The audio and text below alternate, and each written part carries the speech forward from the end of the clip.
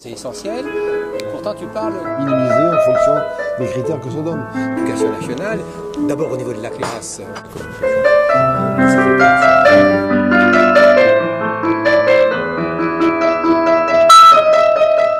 Donc le CNED en direction des usagers, donc les élèves, les parents, les enseignants. Mais le CNED, c'est aussi des personnels. C'est aussi des personnels qu'il a fallu mobiliser. Vous l'avez fait. On parle beaucoup actuellement de ce partenariat qui s'est établi entre le CNED et le Fonds pour l'insertion des personnels handicapés dans la fonction publique. Vous avez souhaité déployer un ambitieux programme d'accessibilité numérique pour ces personnels. Dites-nous un petit peu où vous en êtes.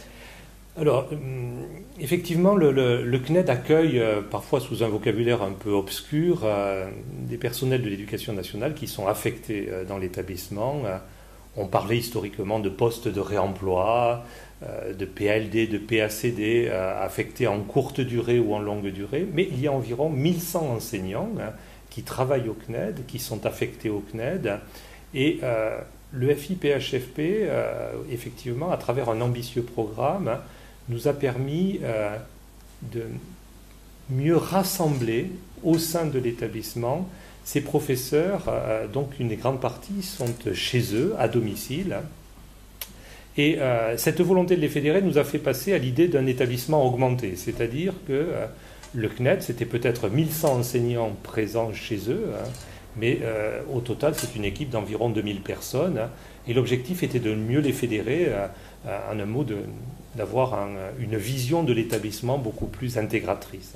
Pour ce faire, le FIPHFP nous a permis, et nous venons de terminer ce programme, d'équiper 600 premiers enseignants, c'est-à-dire de leur offrir un poste de travail à domicile, en faire des enseignants connectés. Ils l'étaient déjà, mais en un mot, à travers cette démarche d'équipement individuel qui ne porte pas que sur la solution informatique, mais au sens équipement en hard, mais en soft aussi, équipement logiciel qui va se terminer à fin décembre, trouver les solutions logicielles les plus adaptées pour que chacun, en fonction des difficultés qui sont les siennes, puisse pleinement être connecté au CNED, vivre la vie de l'établissement, et alors que demain l'ENT va être déployé, être connecté aux familles, à ses collègues, aux inscrits, aux élèves, aux apprenants.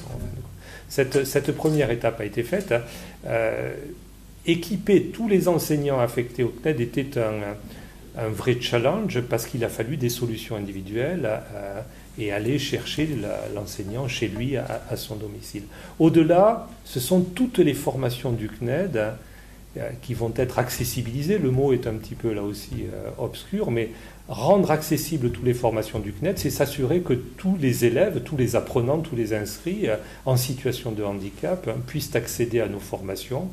Le FIPHFP nous accompagne dans cette démarche et on voit que des personnels vers nos inscrits, le programme est un programme ambitieux puisqu'il vise à une meilleure insertion des élèves, des inscrits handicapés dans la société, que ce soit dans le système éducatif ou demain dans l'emploi. Et c'est une des finalités du FIPHFP que d'accompagner effectivement ces personnels vers l'emploi et développer leur employabilité.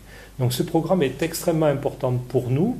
D'une certaine manière, il montre que en fait, le CNED s'adresse à ses propres inscrits. Nous atteindrons vraisemblablement plus de 240 000 inscrits cette année.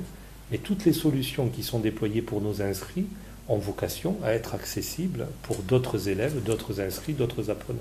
Le CNED n'a pas vocation à rester enfermé dans ses murs et la transformation technologique, la transformation numérique nous permet d'effectuer ce saut. Au moment où nous migrons vers plus de solutions numériques, au moment où nous quittons les rivages du papier que vous avez décrit de manière un peu humoristique tout à l'heure, effectivement notre lien avec la poste, au moment où nous nous désincarcérons du papier sans pour autant fermer toute solution papier, alors toutes les solutions numériques peuvent être offertes à l'intérieur de la totalité du système éducatif.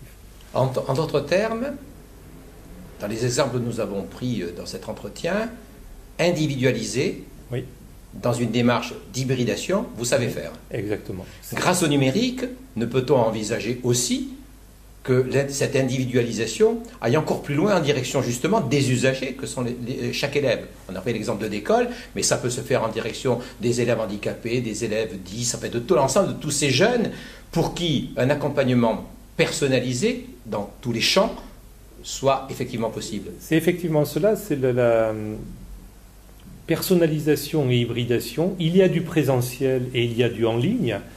On l'a dit publiquement, l'enseignement à distance s'ouvre de plus en plus vers l'enseignement en ligne, synchrone ou asynchrone, et il permet cette individualisation, il permet l'hybridation, c'est-à-dire que des ressources pensées pour des gens en mobilité, des gens éloignés, mais la distance est abolie avec le numérique, cette hybridation est de plus en plus possible. J'ai tendance à penser que apprendre et enseigner en ligne n'est plus réservé au CNED. Apprendre à enseigner en ligne, c'est quelque chose qui concerne tous les établissements physiques et notamment à l'international. Se rapprocher des réseaux physiques, alors que nous apportons des solutions numériques, montre une forme de décloisonnement, mais dans l'intérêt strict de l'élève, de l'inscrit, de l'étudiant, de l'adulte en reprise d'études. Il faut partir du principe aujourd'hui que apprendre en ligne, c'est pour tout le monde et pas uniquement pour des gens empêchés. Apprendre en ligne, c'est une réalité. Quand un élève sort d'un établissement scolaire, sort d'une université, sort d'une école, sort d'un CFA, sort de n'importe quelle formation, dans un métro, dans un bus chez lui, et qu'il commence à pianoter sur son clavier, il continue à apprendre en ligne. Quand un enseignant est en mobilité, qu'il sort des murs de l'établissement physique, il peut continuer à enseigner en ligne. Un ENT, c'est ça. Un LMS, c'est ça. Un MOOC, c'est ça. Alors justement, si je puis me permettre, Ludovic Blecher, que vous connaissez, membre du Conseil national du numérique, me disait récemment dans une interview, mais en fait, le CNED, c'était un MOOC avant l'heure. Vous acceptez cette définition ? Alors c'est un MOOC fermé, puisque au départ, effectivement, le cloisonnement avait indiqué que le CNED était dédié à ceux qui étaient empêchés. Ouais. C'est cette notion d'empêchement qui est en train de voler en éclats. Pour des raisons très simples. Les élèves handicapés n'ont pas vocation à venir au CNED. L'institution a vocation, et je crois que la loi a marqué des avancées très nettes, à accueillir dans un système en présentiel tous les élèves handicapés. Mais donc, si cette notion d'empêchement éclate, vole en éclats, pour autant, ce qui émerge, ce sont ces solutions d'hybridation. Et ces solutions d'hybridation, il me semble qu'elles s'adressent au plus grand nombre, et pas à une poignée de gens qui seraient cantonnés dans des lieux, dans des cases. En un mot, il me semble qu'il y a une forme de perméabilité des choses au bénéfice du plus grand nombre. C'est ça, effectivement. Et il y a des contenus du CNED qui ont vocation à être accessibles pour une population qui n'est pas une population restreinte. Donc oui, effectivement, le MOOC, mais le sujet du MOOC nous entraînerait trop loin parce que au-delà des MOOC ou parallèlement au MOOC ou dans le cas des MOOC, une des questions que se pose et que s'est posée depuis longtemps l'enseignement à distance et que se pose l'enseignement en ligne, c'est celui de la persistance de l'apprenant et de la persévérance de l'apprenant. Je ne suis pas persuadé que la mise à disposition de ressources massives et gratuites, qui est une très très grande avancée, ne doivent pas nous conduire parallèlement à réfléchir, oui, mais quels sont ceux qui persévèrent, quels sont ceux qui vont au bout, quels sont ceux qu'on doit accompagner, et où est la présence de l'humain derrière la mise à disposition de ressources. Donc, les MOOC, oui, mais les MOOC, vers quel accompagnement ça, c'est une interrogation pour le CNED aujourd'hui. Vous avez parlé de d'école tout à l'heure. Nous avons plus de 200 vidéos, 200 formats courts qui peuvent être appelés en remédiation pour ces élèves de 6e. Mais où est l'interaction avec l'élève ? Il peut y avoir une interaction homme-machine. Nous avons un avatar, mais nous réinjectons. Alors, est-ce que c'est du tutorat, de l'accompagnement ?